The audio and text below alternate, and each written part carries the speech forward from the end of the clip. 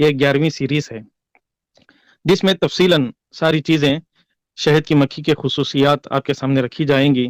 اللہ تعالیٰ نے سورۃ النحل قرآن مجید کی ایک سورت ہے جس میں شہد کی مکھی کا تذکرہ کیا ہے، اور ایک سورت اللہ نے اسی نام پر رکھ دیا ہے۔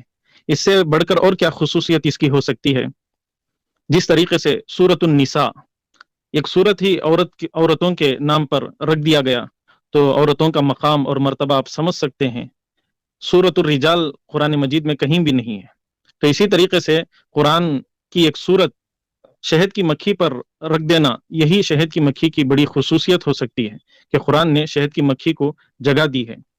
تو الغرض یہ لا تحزن کی 11ویں سیریز ہے، تو آپ کے سامنے قرآن اور شہد اس کا عنوان رکھا گیا ہے۔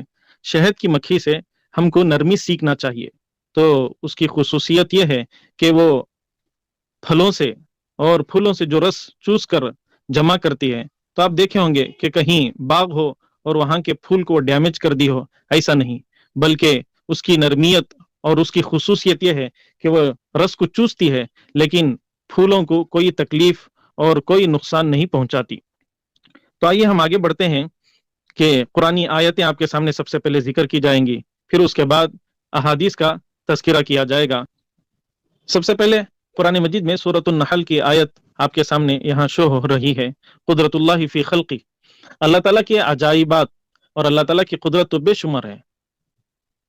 اللہ تعالیٰ قرآن مجید میں فرماتے ہیں وَأَوْحَىٰ رَبُّكَ إِلَى النَّحْلِ أَنِ اتَّخِذِي مِنَ الْجِبَالِ بُيُوتًا وَمِنَ الشَّجَرِ وَمِمَّا يَعْرِشُونَ ثُمَّ كُلِي مِن كُلِّ الثَّمَرَاتِ فَاسْلُكِي سُبُلَ رَبِّكَ ذُلُلًا يَخْرُجُ مِن بُطُونِهَا شَرَابٌ مُخْتَلِفٌ أَلْوَانُهُ فِيهِ شِفَاءٌ لِلنَّاسِ إِنَّ فِي ذَلِكَ لَآيَةً لِقَوْمٍ يَتَفَكَّرُونَ۔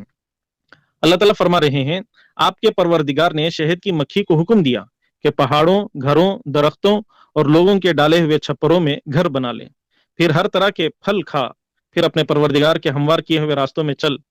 ان کے پیٹ سے پینے کی چیز نکلتی ہے جس کے مختلف رنگ ہوتے ہیں، اور اللہ نے اس میں لوگوں کے لیے شفا رکھا ہے، بے شک اس میں ان لوگوں کے لیے نشانی ہے جو غور و فکر کیا کرتے ہیں۔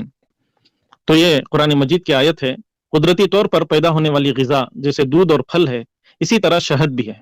شہد غذا کے کام بھی آتا ہے، جیسے بچپن میں گھٹی شہد ہی کے ذریعے چٹایا جاتا ہے، پھر جب نزا کی حالت ہوتی ہے تو حکمہ بتاتے ہیں کہ شہد ہی چٹایا جاتا ہے۔ تو اولین غذا شہد ہے اور آخری غذا بھی شہد ہے، اور اللہ نے اسے شفا بتایا ہے کیونکہ شہد کی مکھیاں مختلف صحت بخش پھولوں اور پھلوں سے رس حاصل کرتی ہیں اور ان کا شیرہ بنا کر انسان کے حوالے کرتی ہیں۔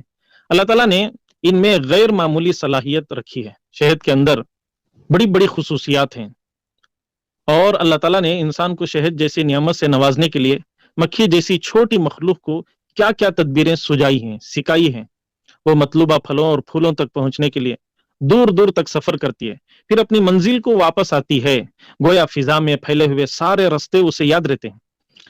میں اور آپ اگر کوئی نئی جگہ چلے گئے تو ہم ڈر جاتے ہیں، راستہ بھول جاتے ہیں، پتہ نہیں ہوتا کہ کہاں جانا ہے، کدھر نکلنا ہے، لیکن اللہ نے اس مخلوق کو، شہد کی مکھی کو، سارے راستے سجا دیے، سکھا دیے، اور وہ بھٹکتی نہیں، راستہ بھولتی نہیں، اسے پتہ رہتا ہے کہ میری منزل کہاں ہے اور مجھے کیسے پہنچنا ہے۔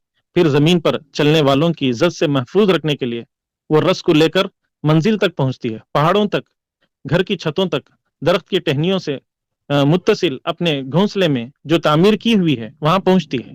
بڑے بڑے انجینئر بھی حیران و ششدر رہ جاتے ہیں کہ اللہ کی اس چھوٹی سی مخلوق نے اپنا گھر جو بنایا ہے، اس کا نظام اور اس کا انداز، اپنے نظام کو قائم رکھنے کے لیے ساری مکھیاں یہ ایک ملکہ کے تحت کام کرتی ہیں، اور اگر کسی اجنبی نے داخل ہونے کی کوشش بھی کی تو سب مل کر بھگا دیتے ہیں، دفاع کرتے ہیں۔ تو یہ غیر معمولی نظام ہے جو مسلسل اپنا کام کر رہے ہیں، چل رہا ہے۔ یہ خدا کی نعمت بھی ہے اور خدا کی معرفت کا ایک ذریعہ بھی ہے۔ اس آیت سے معلوم ہوا کہ اللہ تعالیٰ نے شہد میں شفا رکھی ہے، لیکن یہ ضروری نہیں کہ ہر بیماری کے لیے شفا ہو۔ جیسے کہا جاتا ہے کہ بادام صحت کے لیے مفید ہے، تو اس کا یہ مطلب نہیں کہ ہر مریض کے لیے بادام کھانا فائدہ مند ہوگا۔ نیز ایسا ہی کہ ایک چیز ایک طریقے سے استعمال کی جائے تو فائدہ مند ہوتی ہے اور دوسرے طریقے پر اس کے استعمال سے فائدہ نہیں پہنچتا۔ یہ قرآن کی آیت اور اس کی کچھ مختصر تشریح تھی۔ یا اللہ یا رحمان یا